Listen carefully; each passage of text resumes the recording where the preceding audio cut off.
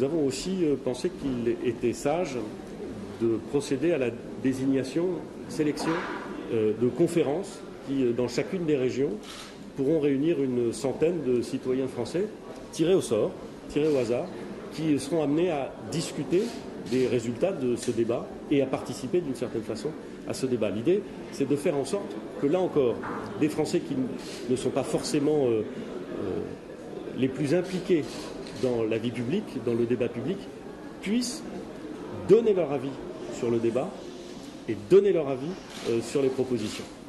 Au niveau national, au niveau régional, au niveau local, il s'agit donc de faire en sorte que nos concitoyens s'expriment, débattent de sujets qui sont essentiels pour la démocratie et pour l'évolution de notre pays.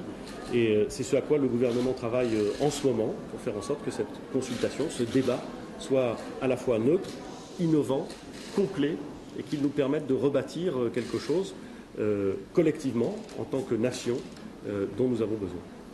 Quelle serait la place du gouvernement et le rôle du gouvernement dans ces concertations, dans ce grand débat national? Un débat, c'est organisé non pas pour faire en sorte que le gouvernement débatte avec les Français, mais pour faire en sorte que les Français débattent entre eux et que le gouvernement les entende.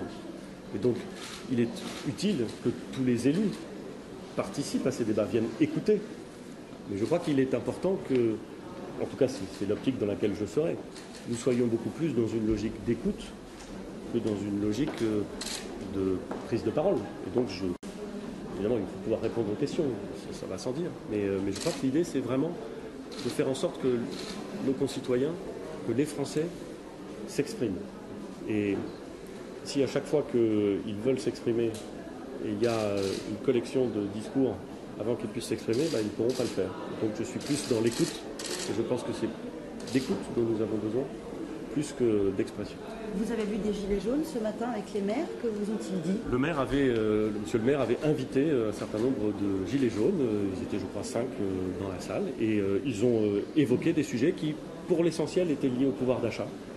Ils ont dit leurs préoccupations sur la diminution continue du pouvoir d'achat dans les 10 dernières années, et leur souhait que nous puissions trouver les instruments pour faire en sorte que ce pouvoir d'achat augmente, singulièrement pour les actifs. J'ai été très frappé, mais c'est quelque chose que nous entendons depuis déjà plusieurs jours, plusieurs semaines, sur l'importance donnée à la rémunération des actifs, à l'augmentation du pouvoir d'achat des actifs. Ils l'ont exprimé très directement, très respectueusement, et nous avons, je crois, un échange de bonne qualité, un début d'échange, car là encore, l'ensemble de ces questions doivent faire l'objet du débat que nous allons organiser, et il doit se poursuivre.